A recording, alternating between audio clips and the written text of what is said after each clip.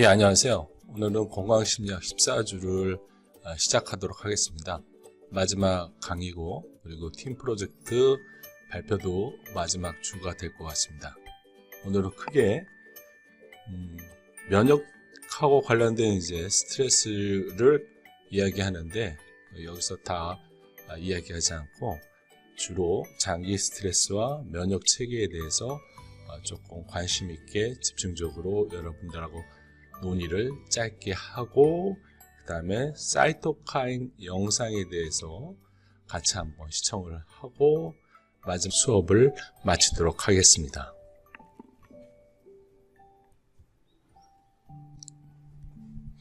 학습 목표는 두 가지만 일단 집중적으로 오늘 보도록 하겠습니다.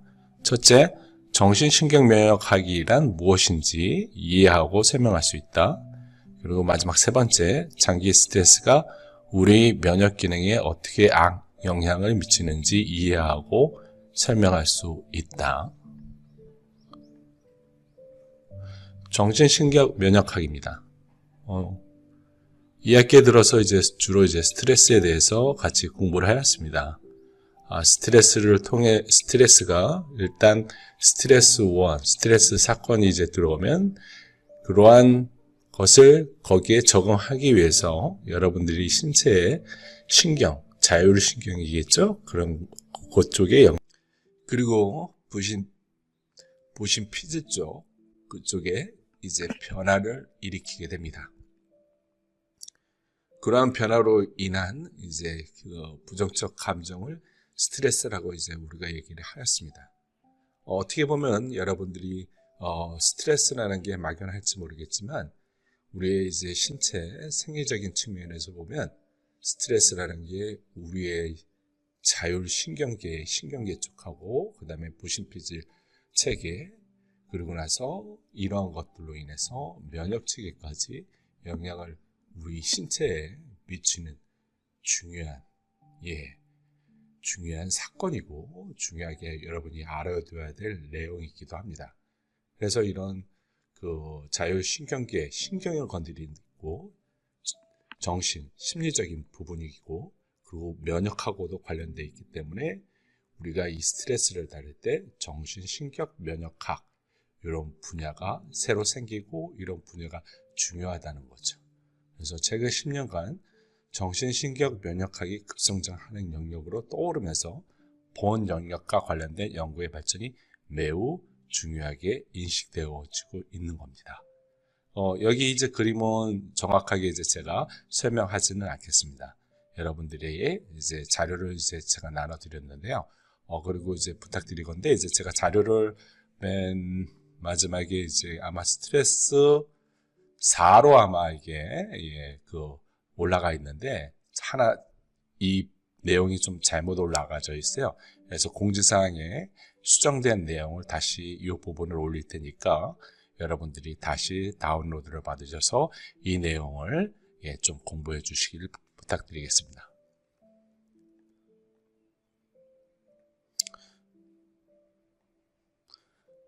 오늘 이 전체 내용을 다 다루지는 않고요. 중요한 부분만 빨리 여러분들한테 인지시켜 드리고 중요한 부분만 같이 이렇게 훑어보도록 하겠습니다. 그래서 정신신경 면역학에서 면역 체계의 부분에서 자연 면역하고 특정 면역이 있는데, 자연 면역은 감염 또는 상처를 신속하게 억제하여 병균의 침입을 막는 쪽에 우리가 자연 면역이라고 하면, 특정 면역은 충분한 방어 체계를 구축하는 데 있어 수일이 걸린다. 그러니까 특정한 뭐 일반적인 병원체가 아니라 예를 들어서 뭔가 우리 코로나 바이러스처럼 특별한 그 병원균 같은 거 이런 것이 들어올 때 우리가 거기에 맞춰서 면역 체계를 면역세포, 백혈구 같은 거 이런 그 무기들을 만들기 위한 면역 체계를 하기 위한 특정 면역이 생길 때 이것을 특정 면역 또는 면역 방어 체계라고 이제 얘기를 합니다. 이런 부분을 이제 우리가 자연 면역하고 특정 면역하고 이 두 부분으로 크게 나눠서 면역 체계를 얘기할 때 우리가 또는 면역을 얘기할 때 이 부분을 이렇게 다룬다는 사실을 알아두시고요. 이제 여기서 제가 말하고자 하는 것은 이 스트레스가 들어왔을 때 면역 체계에서 이 스트레스를 자연 면역처럼 그런 면역 체계가 작동을 한다는 거죠. 일반적으로 여러 가지 이제 병원균 같은 게 이제 들어오면 이제 혈액 내에서 백혈구라든지 또는 림프구라든지 NK 세포가 작동을 해서 우리의 이제 들어온 병원균을 죽임으로써 이제 우리가 방어를 하듯이 스트레스도 이런 것으로 간주를 해서 우리 면역 체계가 작동이 된다는 놀라운 사실입니다. 그래서 예를 들면 몇 분간 지속되는 단기 스트레스원에 직면할 경우 투쟁 또는 회피 반응이 나타나고 부상의 위험과 감염 인자의 혈액 내 혈대에 대비한 이러한 것처럼 면역 반응이 일어난다는 것이죠. 이러한 위협에 대처하도록 진화된 면역 체계는 단기 스트레스에 반응하여 조직화되어 있습니다. 예를 들어 수업 중에 호명되거나 산수 문제를 빨리 풀어야 하는 것과 같은 단기 스트레스원은 NK 여기서 그 NK는 무슨 의미냐면 내처럴 킬러의 약자예요. 그래서 NK 세포라고 하는데요. NK 세포와 대형 과립 림프구 모두의 현저한 증가를 초래한다는 거죠. 바로 이 부분에서 우리가 알아야 되는 것은 이 스트레스라는 게 병원체처럼 우리 몸 안에 면역 체계가 인식을 해서 작동을 한다는 거죠. 그래서 조금 더 장기 스트레스에 있을 때 우리 면역 체계가 어떻게 움직이는지를 좀 더 보고 나서 이제 조금 요점을 정리하고 마무리를 짓도록 하겠습니다. 이제 시험 준비처럼 수의간 지속되는 단기간인 중장기로 이렇게 스트레스를 느끼는 스트레스의 사건이 발생하는 이런 경우 다른 패턴이 만들어진다고 합니다. 즉 혈액 내의 세포의 수나 비율이 변화하기보다는 사이토카인 분비량이 달라지는 것 같은 면역 기능의 조직화가 일어나게 됩니다. 여기서 사이토카인 폭풍, 여러분들이 그 코로나 바이러스 때문에 백신하고 관련돼서 이 부분 사이토카인을 많이 들었을 겁니다. 그래서 사이토카인에 대해서는 자세히 뒷부분 영상으로 준비됐으니까 한번 이 부분도 보시면 참 흥미롭고 이 면역체계에서 이 사이토카인이 어떤 역할을 하는지, 그리고 이 스트레스로 인해서 이 사이토카인이 이런 역할을 한다는 사실을 다른 병원체에 들어왔을 때 역할처럼 이 스트레스가 들어왔을 때도 이 사이토카인이 그러한 역할을 하는 거니까 잘 알아두시고 나중에 영상도 꼭 시청해 주시기 부탁드리겠습니다.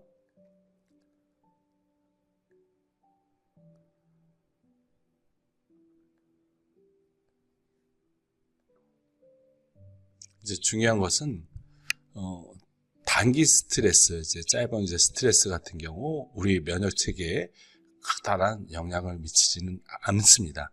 크게 손상을 미치거나. 여기서 이제 중요한 것은 이제 장기 스트레스가 올 경우죠. 여러분들도 어떻게 보면 살다 보면 스트레스가 짧게 끝날 수도 있지만 솔직히 여러분들이 오랜 세월 또는 여러 환경 속에서 이런 장기 스트레스가 발생하는 경우가 이제 많이 접하게 될 겁니다. 이런 경우 우리 그 안에 면역체계에 커다란 악영향을 미친다는 거죠.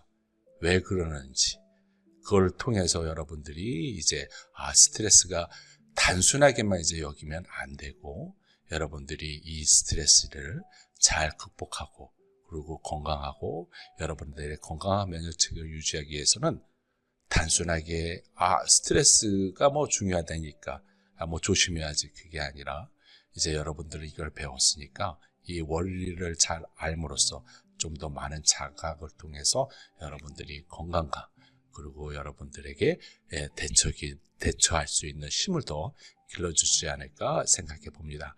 그래서 장애, 실질 상태 등 만성적으로 스트레스를 주는 사건들은 면역체계에 부정적인 영향을 미칩니다. 이런 것을 좀 볼까요? 왜 그런지? 그러니까 스트레스가 이제 계속 오게 되면 면역체계가 계속 돌아가겠죠. 면역체계가 계속 돌아가는데 이게 자기가 필요할 때 이 면역체계가 잘 돌아가고 하면 괜찮은데 이게 자꾸 이제 스트레스라든지 여러 가지 이런 다른 영향으로 인해서 계속 면역체계가 돌아가면 과부하가 일어나겠죠. 단순하게 여러분들이 치아나 또는 인슐린에 대해서 조금 말씀을 드리면 양쪽에 이제 우리가 치아를 쓸 때도 양쪽 어금니 골고루 사용하면 되지만 한쪽으로만 과하게 사용하면은 이 치아에 문제가 생깁니다. 그리고 또한 여러분들이 당을 분해시키는 인슐린이 제대로 분비가 안 되는 경우 이유는 과하게 너무 인슐린을 너무 많이 활용해 썼기 때문에 결국은 그게 과부하로 또는 문제가 생겨서 나중에 당뇨병이 생기는 원리하고 같다고 생각하시면 됩니다.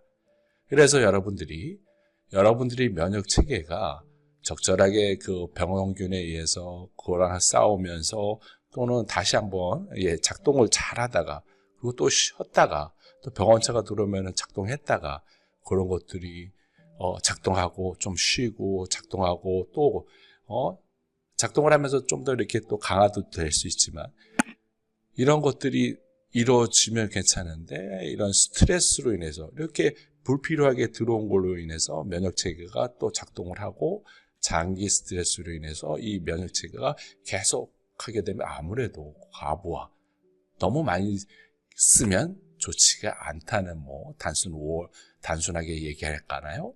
그런 거로 인해서 여러분들이 문제가 생기겠죠.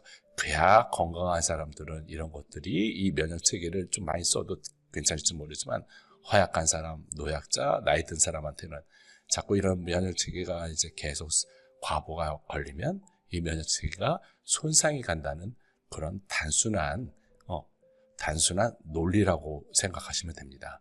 그래서 이쪽에 지금 현재 그 사이토카인도 얘기했지만 스트레스를 오게 되면 면역체계가 작동을 하면서 사이토카인이 백혈구 이런 혈액하고 관련된 이런 부분이 활성화되면서 사이토카인도 이제 늘어나거든요. 그러면 이 사이토카인은 염증하고 관련이 되어 있습니다. 그럼으로써 이런 것들이 지속적으로 이루어졌을 경우 염증으로 인해서 심장질환이라든지 심장마비라든지 또는 인지기능 저하라든지 이런 악영향, 좋지 않은 쪽으로 흘러가고 영향을 미친다는 거죠. 그래서 이런 광범위한 장애들의 영향을 미친다는 사실을 꼭 알아두시길 부탁드리겠습니다. 그리고 이제 우리가 스트레스가 들어오면 이제 교감신경을 얘기를 했잖아요. 그래서 교감신경의 활동은 스트레스 반응에 면역 활동을 증가시키고 특히 NK세포의 활동에 영향을 미칩니다.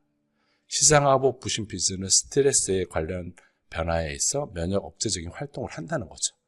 그래서 교감신경을 활동을 하게 됨으로써 이제 면역 활동이 증가되겠지만 또 한편으로는 부신피질에 있는 그 스트레스 호르몬은 또 면역 활동하고 관련된 백혈구 활동을 억제시킨다든지 또는 약화시킨다든지 손상을 가하는 이렇게 돼서 여러분들의 면역 체계를 파괴하고 손상을 일으키고 악영향을 미친다는 사실을 꼭 염두해 두십시오.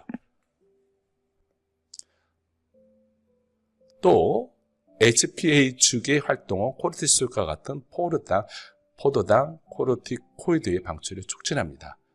코르티솔은 또한 백혈세포의 소멸을 또한 촉진시키게 됩니다. 여기 이제 사이토카인에 대해서 또 얘기가 나오는데요. 코르티솔은 백혈세포의 수를 줄이게 됩니다. 그럼으로써 여러분들이 예를 들어서 스트레스가 오게 되면 제가 얘기한 게 했던 것 같은데 코르티솔이 증가하게 되면 또 이제 어떤 예방 백신에 대한 효과가 줄어든다. 또 그런 부분들이 바로 여기하고 관련되어 있습니다. 이런 코르티솔이 이제 백혈세포 수를 줄임으로써 이제 예를 들어서 감기를 걸렸더라도 스트레스가 있는 사람한테는 더 좋지가 않다는 거죠. 이런 면역체계, 백혈세포의 수가 줄어드니까요. 림프구의 기능에도 영향을 미칩니다. 또한 여기 나오듯이 사이토카인의 분비량을 줄이고 그 기능을 감소시킵니다. 그래서 사이토카인, 백혈세포 모두 다 밖에서 들어오는 병원체 이런 것에 대항을 해서 우리 면역체계를 강화시켜갖고 방어를 해야 되는데 코르티솔 이런 스트레스로 인해서 이런 것들이 제 기능을 찾지 못한다는 거죠. 굉장히 중요한 사실이죠. 그래서 여러분들하고 오늘 마지막으로 스트레스에 대해서 여러분들하고 다루어 봤고요. 이러한 부분들이 어떻게 보면 단순하지 않고 여러분들한테 이 스트레스라는 게 참 큰 의미가 있고 이게 우리 신체에 대단히 많은 영향들, 좋지 않은 영향들을 미치고 있음을 우리가 이렇게 같이 공부하게 되었습니다. 그러면 이제 사이토카인 영상을 보고요. 그리고 갑자기 급성호흡곤란이나 폐혈증으로 생명이 위험해질 수도 있다는 사실 아십니까? 사이토카인 방출 증후군, 흔히 사이토카인 폭풍으로도 불리는 바로 이것 때문입니다. 이번 영상은 사이토카인 폭풍에 대해 알아보려 합니다. 대식세포, B림프구, T림프구, NK세포 등과 같은 면역세포들은 세균이나 바이러스와 같은 병원체가 침입했을 경우 병원체로부터 우리 몸을 보호하기 위해 전투를 벌입니다. 이때 이 녀석들은 사이토카인이라고 하는 아주 작은 단백질로 된 신호물질을 생성하여 다른 면역세포들을 모으는 면역 촉진을 하기도 하며 상황에 따라서는 면역을 억제하기도 합니다. 한마디로 사이토카인을 통한 면역 네트워크가 형성됩니다. 사이토카인의 종류는 수백 가지가 넘을 정도로 많이 있으며 다양한 기능을 가지고 있습니다. 대표적으로 백혈구가 면역기능 조절을 위해 분비하는 인터루킨, 바이러스에 감염된 일반 세포가 분비하는 인터페론 알파 베타, NK세포나 T림프구가 분비하는 인터페론 감마, 면역세포를 감염 부위로 유인하는 케모카인 등이 있습니다.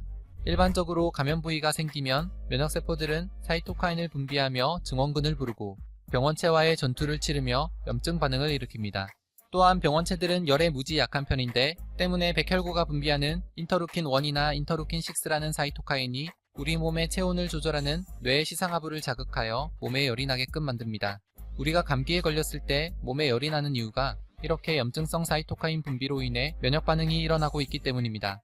그런데 몸을 보호하기 위해 분비된 염증성 사이토카인이 다른 면역세포를 부르고 그 면역세포들이 염증성 사이토카인을 분비하여 또 다른 면역세포를 부르는 과정에서 이 염증성 사이토카인이 급속도로 빠르게 증가하는 경우가 있습니다.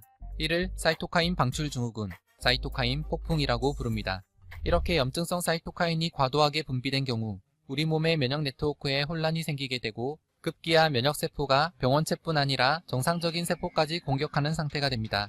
증상이 경미한 경우에는 발열, 근육통, 피로감 등을 느끼지만 증상이 심각한 경우 면역세포는 폐 조직을 손상시켜 체내 산소 공급이 마비되고 극심한 호흡곤란을 일으키다가 목숨을 잃을 수도 있습니다.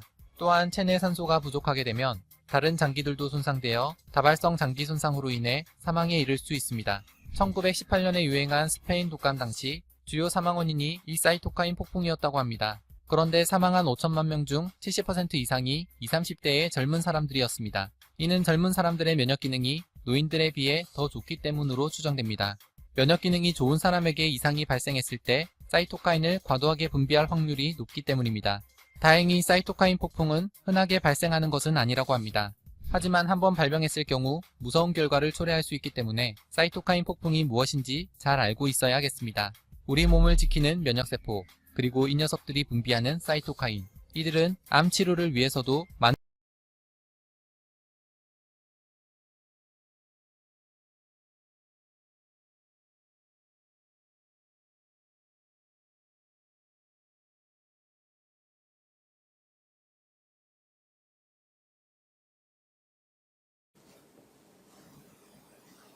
먼저 스트레스의 정의, 종류, 원인, 증상, 관리 방법, 마지막으로 신체에 미치는 주요 영향.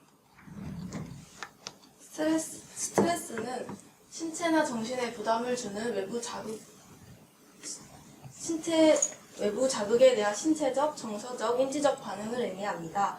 스트레스는 일반적으로 우리 몸이 외부의 압력이나 요구에 대처하려고 할 때 발생하며 그 원인과 영향은 다양합니다.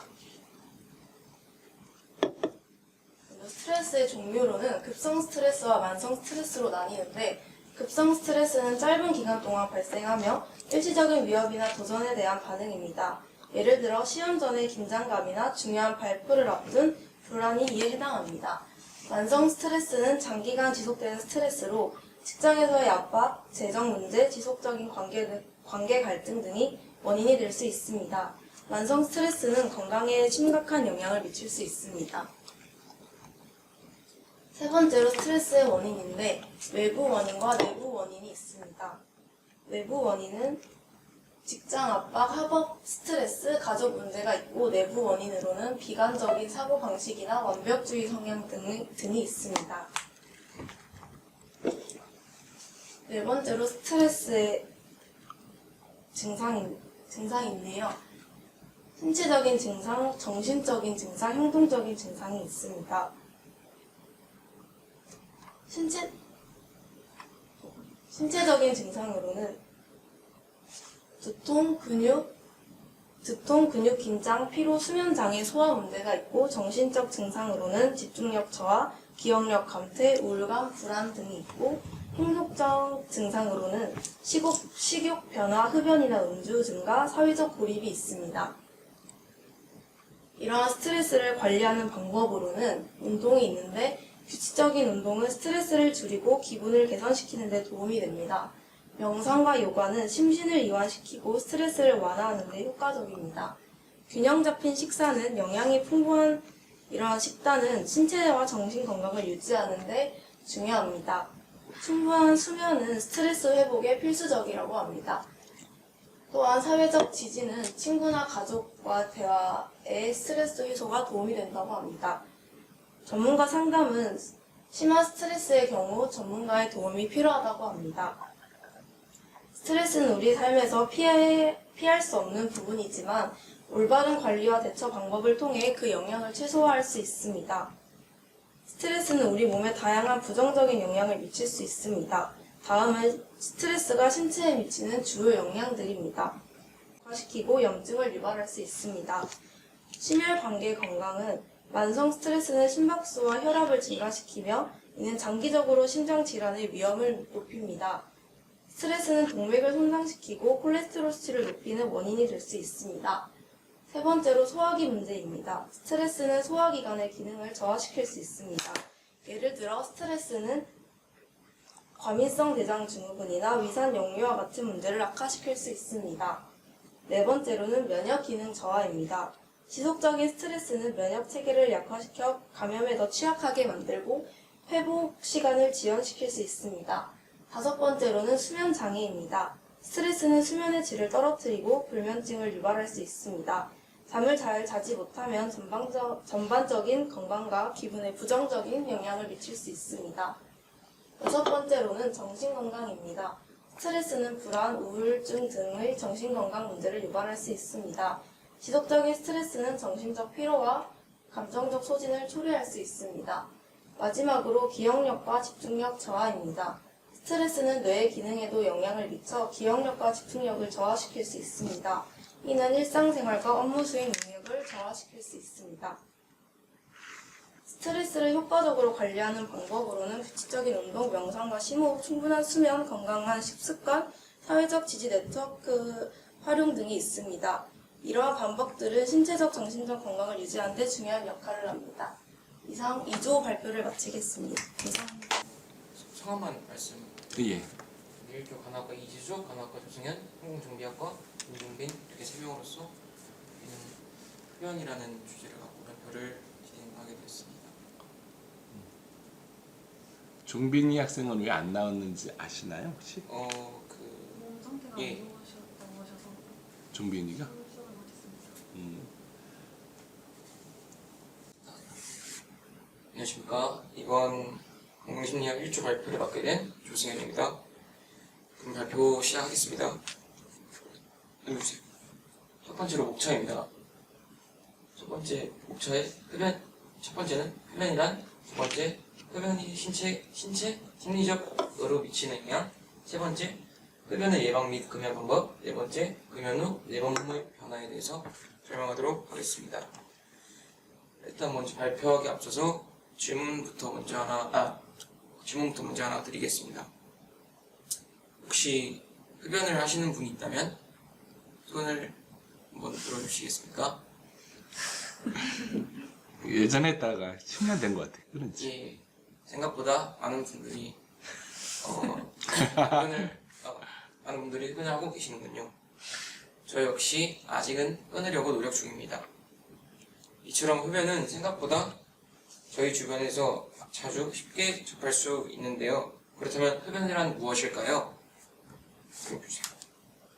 흡연이란 담배 등을 태워서 그 연기를 흡입하여 담배의 니코틴이 흡파로 들어와 몸 안으로 흡수되는 행위를 말합니다.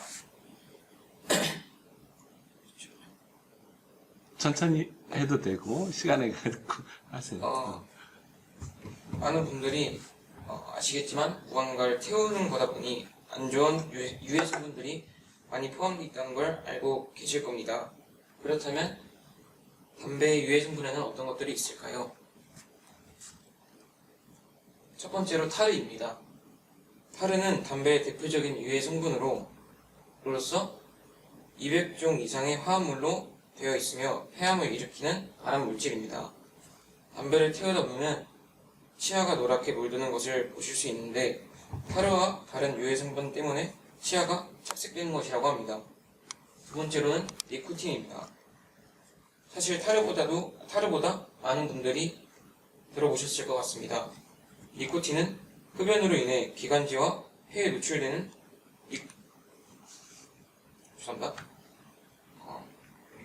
니코틴은 흡연으로 인해 기관지와 폐에 노출되는 니코틴이 기관지의 근육을 수축시키고 염증을 유발합니다.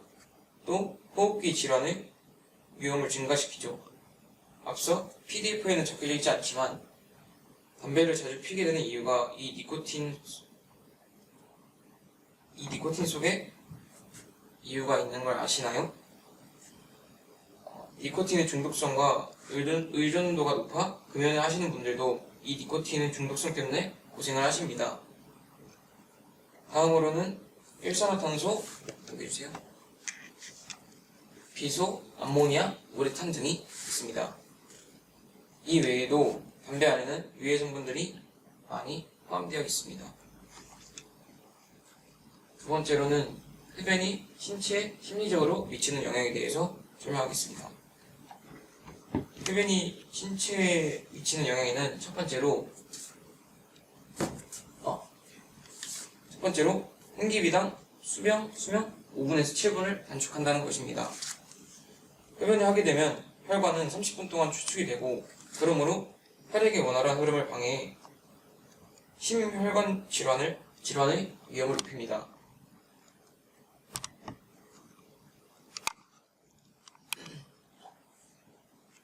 두 번째로는 불면증입니다. 앞서 말씀드린 유해 성분 중 니코틴은 각성 효과를 지니고 있어 뇌의 활동을 증가시켜 잠에 들기 어렵게 만듭니다. 두 번째로는 불면증입니다. 앞서 말씀드린 유해 성분 중 니코틴은 각성 효과를 가지고 있어 뇌의 활동을 증가시켜 잠이 들기 어렵게 만듭니다. 이러다 보니 계속 악순환이 반복돼 수면 패턴이 망가지게 되며 불면증에 시달리게 됩니다. 그리고 다음으로는 암위험 증가, 일상생활 속 불편한 발생 등이 있습니다. 다음으로 보여주세요.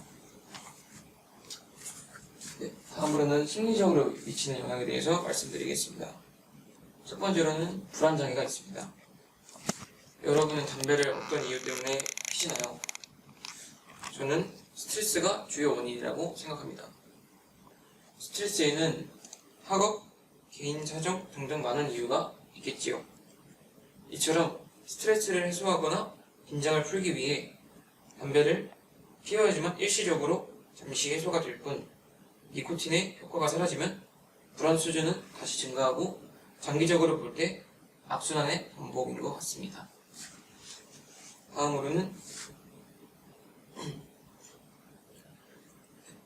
다음은 인지 기능 저하가 있습니다. 흡연을 하게 되면 기억력과 학습 능력을 저하시키며 유해 물질들이 뇌의 신경세포에 손상을 주게 되어 인지 기능을 저하시킵니다. 그 외에 심리적으로 미치는 영향에는 우울증과 ADHD 등등이 있습니다. 다음으로는 세 번째, 흡연의 예방 및 금연 방법에 대해서 말씀드리겠습니다. 첫 번째는 담배를 끊어야겠다는 마음가짐입니다. 마음가짐을 함으로써 나 자신과 약속하며 흡연을 해 나아가는 겁니다. 두 번째는 스트레스 관리입니다. 스트레스는 흡연을 유발하는 주요 요인 중 하나이므로 스트레스 관리 기술을 배우고 사용하며 스트레스에 대한 효과적인 대처 방법을 익히는 것이 필요합니다. 세 번째는 금연을 하기 위한 환경 조정이 있습니다. 담배를 끊으려면 주변 환경부터 바뀌어야 한다고 합니다. 담배라는 것이 저희 주변에서 자주 쉽게 접할 수 있는 거다 보니 자신을 통제한다고 하더라도 어려울 수 있습니다.